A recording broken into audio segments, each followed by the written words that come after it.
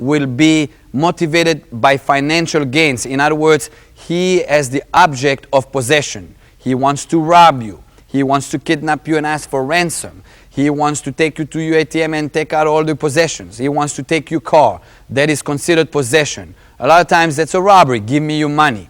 As soon as you give him that money, not only you gave him the money, you gave him your life. In other words, it is in his discretion if he's going to shoot you or not. In other words, that demand is what keeps you alive temporarily. The second one will be in the category of your body. They want to rape you. They want to kill you. They want to torture you. All those three or all those elements are considered they want your body. All right? And finally, the last one is information. The demand is, where is it? When is it going to happen? If it's civilian, did you do this? And if your answer is wrong, basically they can get mad and shoot you. In other words, those three demands categories are keeping you temporarily alive. If they wanted you dead, they would have shot you. So as soon as somebody threatens you with a gun, you're going to have to keep that demand not available to them, because that is what keeping you alive. Unless you understand that concept, you might do a mistake. You might provoke them to shoot you. You might give them what they want, and then out of non-identification purposes, in other words, they don't want that you identify them to the authorities, they're going to shoot you. So you have to understand that that demand is actually you temporarily insurance to stay alive in the gun encounter. Then it's going to bring us to the subject of what is a gun? What is a firearm? If somebody attacks you at gun threat, you need to stay calm, and a lot of people fear what they don't know. If they never held a gun in their hand, they fear guns. Oh my God, it's a gun. I never held a gun in my hand. It is a belief of the Haganah system, because of his military background and tactics of the Kapap and the Lotar system, that every human being has to accustom himself to firearms. Either you like it or not. It is part of modern society.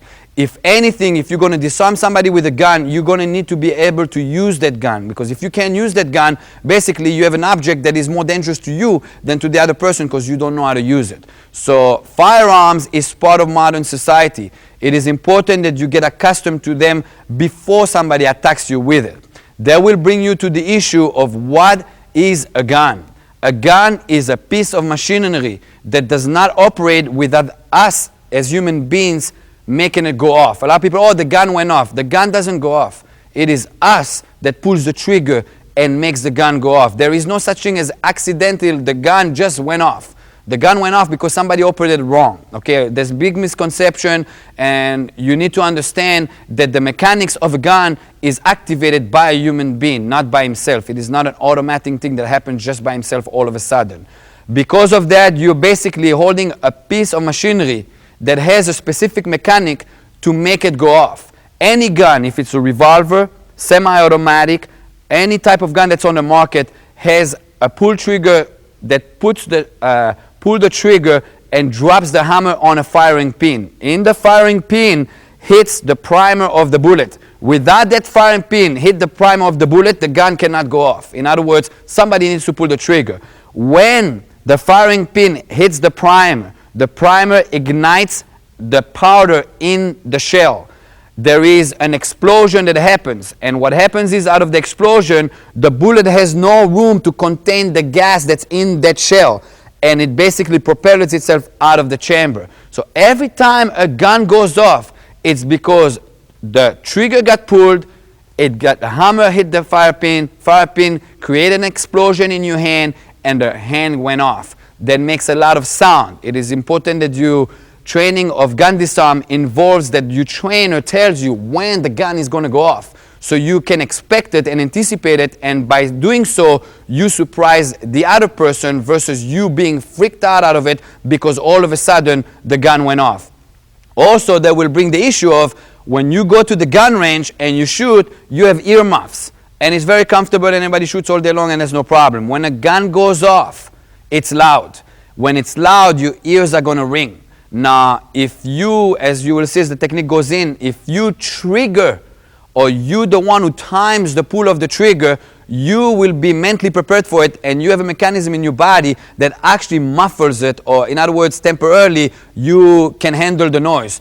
it is the other person who's going to completely be surprised by it, and that will be the short circuit of the gun disarms. And this is very important, because in gun disarms, I'm not going to start hitting him until I control the line of fire and redirect it. Therefore, the gun going off is the actual short circuit of the technique. With that in mind, let's get to work.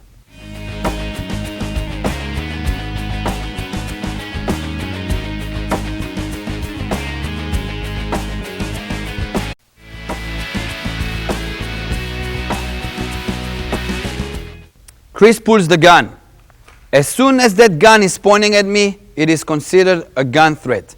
It is important that you realize the relationship of the distance in the gun disarms. If I am far away, that I cannot reach that gun, no technique on earth is going to save you. If he decides to shoot, you better hope that he's a bad shooter and he misses you. In other words, you have to be within arm's reach to be able to defend yourself with the gun. Systematically, there is different angles that somebody can attack you with the gun. They can attack you from the front, they can attack you high, they can attack you low, they can attack you from the side and from the rear. Depending on the attack coming in is what you're going to defend against and how you're going to do it. However, there is principles that you must understand. Every time Chris points that gun at me, the primary danger is the line of fire. A lot of people think, oh my God, he's going to shoot me. Oh my God, he's going to pull the trigger. Oh my God, my head is going to get blown off. Him pulling the trigger is the action. Him shooting you is his objective. You getting your head blown off, it's the result. If you're thinking any of those three, your amount of stress is going to rise. And when your amount of stress is going to rise, you're going to get into shock, and it's going to be impossible to deal with it mentally and emotionally. Anytime he pulls that gun at me, I think as long as primarily I get out of line of fire, I can survive the encounter. What that's going to do to me, it's going to lower my stress. It is super important that you stay calm in this situation. Any jilt or any action might make him nervous, and he's going to pull the trigger. Also, the professionals keep their finger off the trigger, and they will not put that finger until they're ready to shoot you. Okay, in some ways, it's good that you have a professional in front of you, and in some ways it's bad, because if he's a professional, he knows what he's doing, and most likely he would have not been that close to you to begin with. Then you got the deranged person. For some type of reason, he is not in a good day today, he's not having a good day, and his finger is right on the trigger. All right? This is the untrained person. The untrained person is very dangerous, because anything you do, that gun is going to go off, because he's a little bit less stable mentally and emotionally. So those are things that you're going to have to realize. All right? Every time a semi-automatic gun shoots, what happens is, by the explosion that happens in the gun, the bullet will be propelled out of the chamber, will be pulled out. In other words, out of the muzzle will come a bullet. This will automatically create an explosion in the gun, and the slide will go back and retrieve another bullet. And right now, you have another bullet that went into the chamber. You interfering within the gun disarm with that slide going back and forth, you will jam that gun.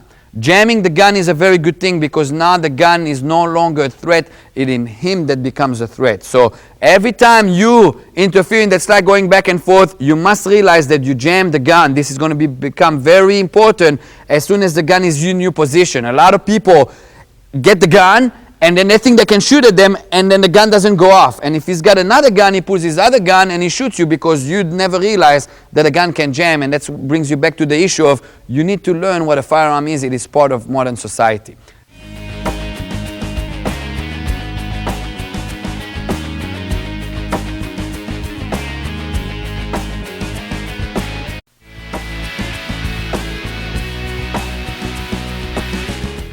Gun disarm number one will be a threat to the chest. Okay, primary danger is line of fire. Not him shooting me, not him pulling the trigger. You must understand that the primary danger is the line of fire. The first thing I'm going to do in all gun disarms is to act like I'm complying. Whatever you want. What this will do is it will lower his stress. In other words, he thinks he's going to get what he wants.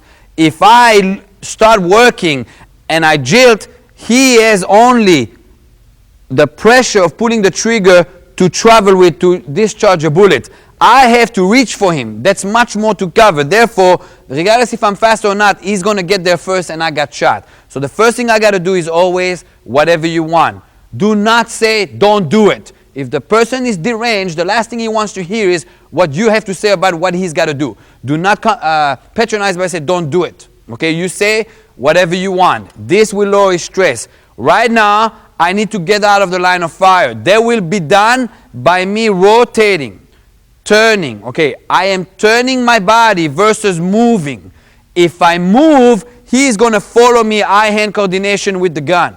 Not only that, if I'm not fast enough and he discharged now, that bullet is going to hit my shoulder. Shoulder is hard tissue. I'm going to get propelled backward, and he's already in a shooting stream, and he's going to basically unload the whole magazine on me.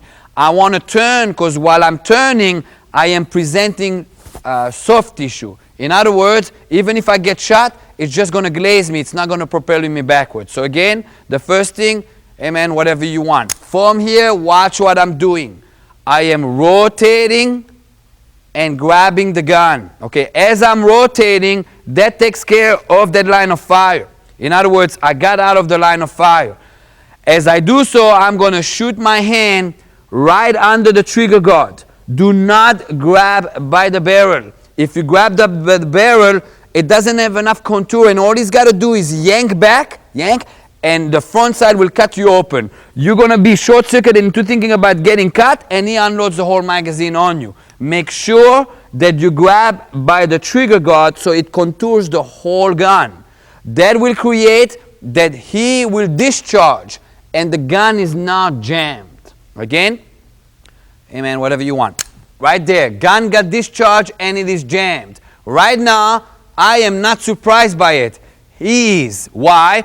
Because I am the one who triggered the discharge, not him. If he wanted to shoot me, he would have shot me to begin with. Again, amen, whatever you want. Right here, from here, I'm going to step in and punch him right here. Okay, it is important that when you step in, you don't get in that line of fire. In other words, go on this side, please, Chris.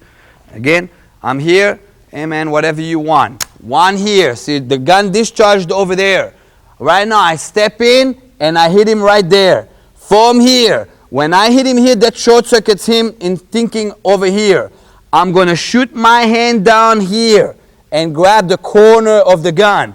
Do not get in front. Right, as you have your hand on the corner, it's important that you grab the corner so it gives you the leverage. Now, as I pull back, I'm going to want to pull back that foot. If I don't pull back that foot and he starts yanking, he's going to have the leverage. By me pulling here, I'm basically supercharging my leverage into the break of his finger. Now, as I turn here, what will happen if I take that hand out so you can see it, what will happen is as I peel the gun, at this point, the finger got broken. As I rip out, I'm going to demit his finger. So essentially, I broke his finger and I demitted it. Right now, his whole thought, it got short-circuited into the extreme pain that's on his finger. As soon as I pull the gun out, I'm going to have to operate that gun to be operative. In other words, the gun is jammed. I already established that. I'm going to have to unjam the gun by racking it and then telling him to get on the floor. Okay? Again, amen, whatever you want. 1, 2, coming in from underneath, corner, rip the gun out, rack it, and tell him to get on the floor. The issues of right hand, left hand, and 2 hands. Chris threats me here. If he's holding right hand, it's going to be this. If he's holding left hand, I am not going to go to the other side just simply because he's holding left hand. Under that pressure and that stress, the only thing you're going to see is the gun. In other words, you cannot go, okay, let me see left hand, right hand, and by the time you assess that, because you're looking suspicious to him, because you're trying to find out which hand it is, he might shoot you and you never got to do anything. So it'll be the same thing. The technique will work the same way, either on the right, the left, or so to speak, 2 hands. If he comes in with 2 hands, it's the same exact disarm. I do not change the techniques according to right, left, or 2 hands.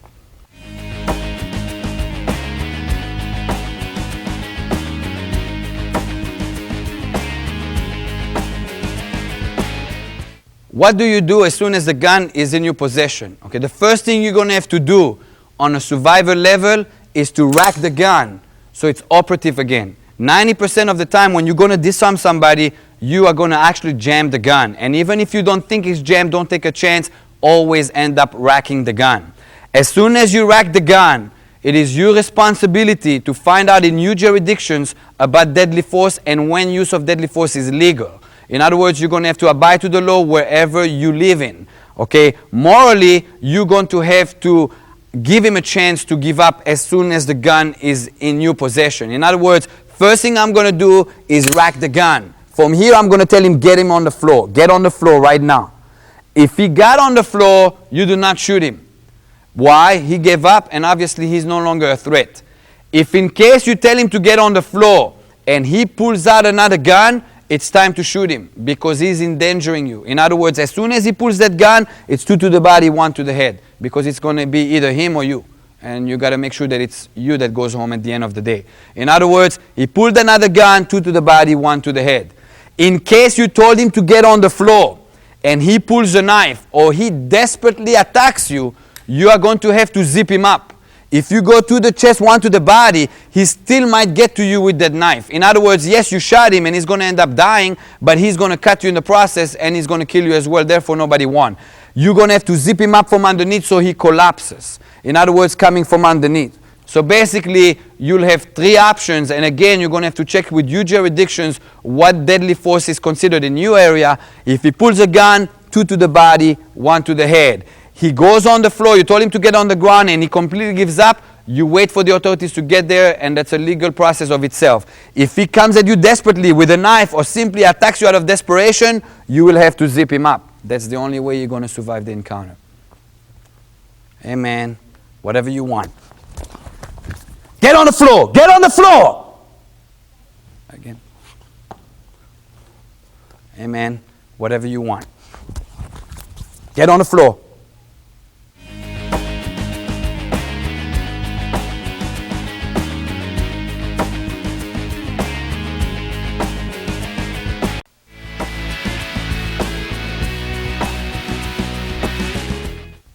The main reason why you don't want to hold the gun when you do any disarm by the barrel is for 3 reasons. Number 1, if you have a regular gun and you grab by the barrel and he yanks out, he's going to get free, number 1, and number 2, that front side is going to cut you. They will short circuit you in thinking, ouch, I got cut.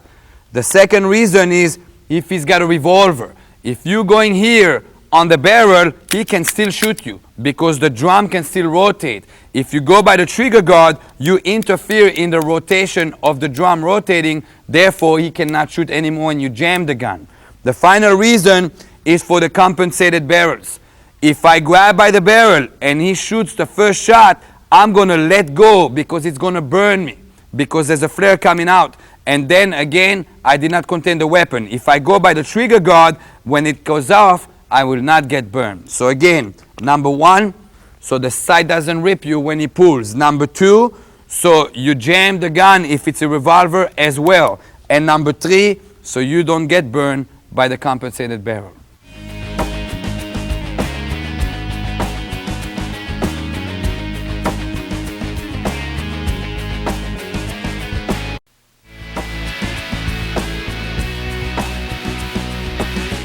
The second disarm is going to deal with a threat to the head.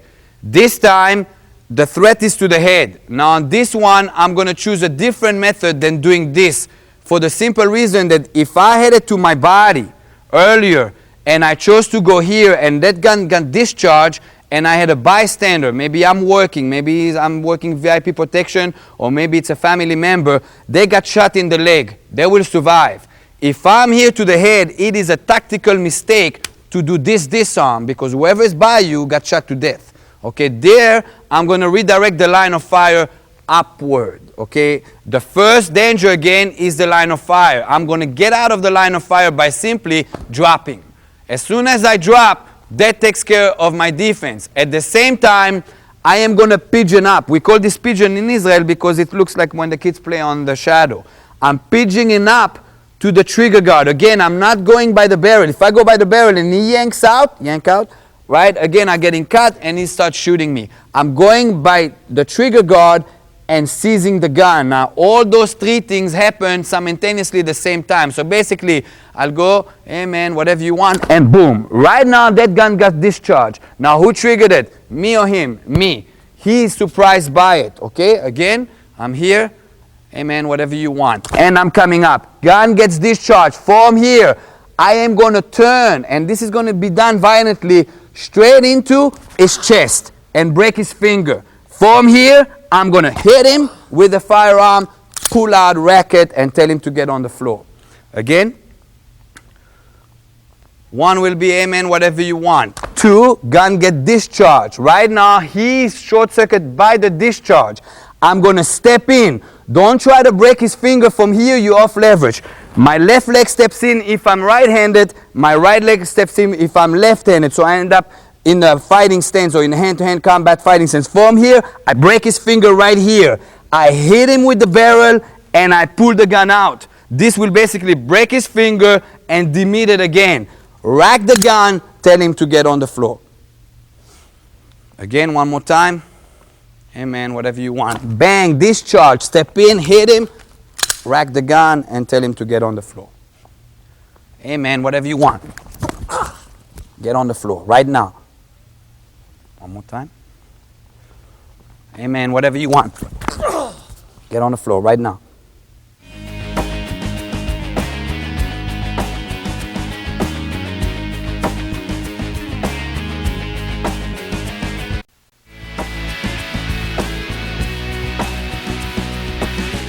This time I'm going to deal with a front threat right here. He's just putting the gun right there. He's holding me.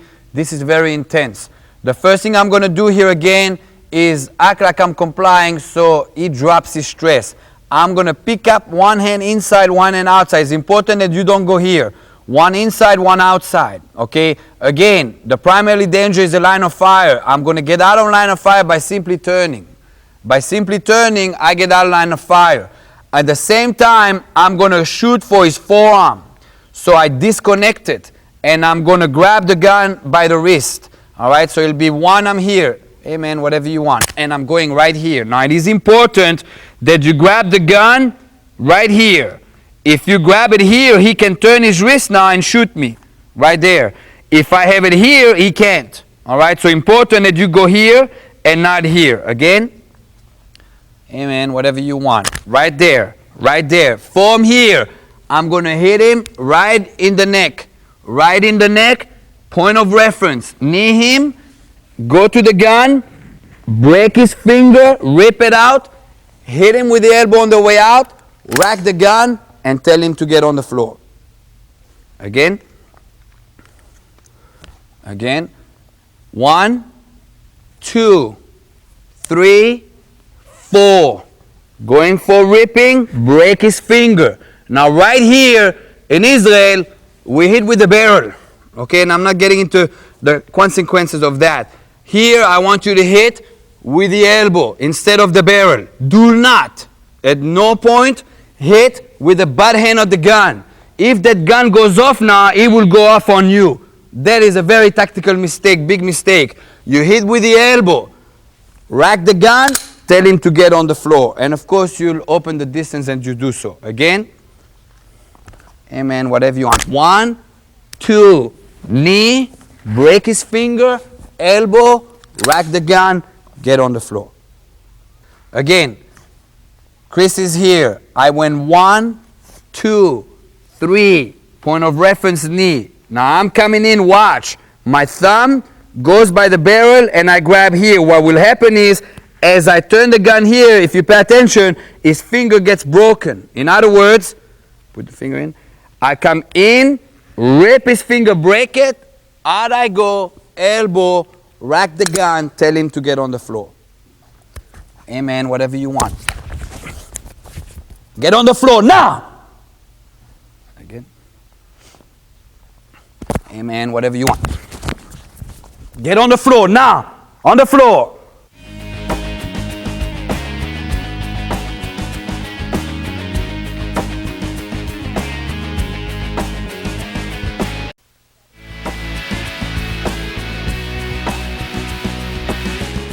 This time, he's going to put the gun to my head from the side. Now there's going to be two scenarios. One, that the gun is in front of my ear, and one that the gun is behind my ear. The first one I'll deal, that I am right in front of the ear. You will know so when he connects.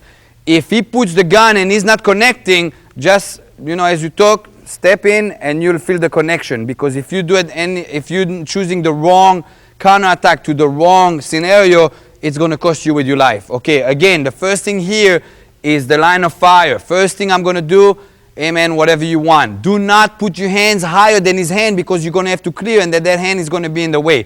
Just pick up your hand here. Also, anytime you do those big motions, don't do it, and you swing your hands, he might take that as a provocation and he's going to shoot you. So the first thing, amen, whatever you want. What I'm going to do here, I'm going to sidestep. Okay, pay attention here to the sidestep.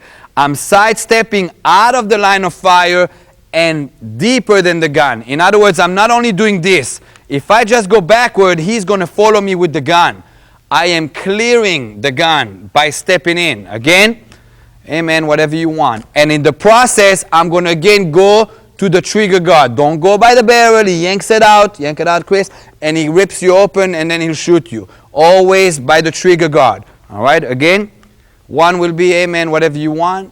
Two right here. As soon as I have it here, gun gets dropped, I hit him in the side, come in underneath, grab the corner of the gun, swing that leg back, break his finger, demit it, and puts him on the floor. Essentially, you are getting almost the same thing as being here to the body. Just it starts off with being to the side. So I'm 1, 2, from here, it's the exact same thing.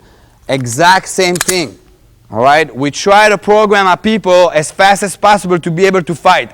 And whenever we can overlap technique or have a parallel concept, we will do so. In other words, if I can program you with less technique and it can apply to different angles, it's better for me to train you faster. In other words, I don't have to train you more scenarios or more techniques because it's different scenario. If I can get to the same concept from a different angle, I will do so. Again, thread comes in, amen, whatever you want. 2, 3, shoot from underneath, break the finger, rack it, tell him to get on the floor. Amen, whatever you want. Get on the floor, right now. Again. Amen, whatever you want. Get on the floor, on the floor.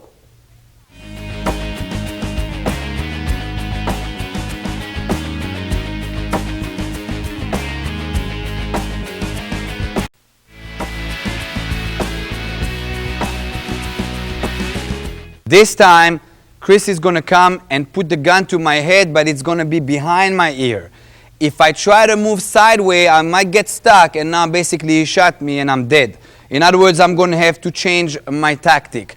The first thing I'm going to do again is, amen, whatever you want, basically dropping his stress. From here, I'm going to turn in. Okay, what I'm doing is, I am turning out of line of fire, and I'm stepping in to pass the gun.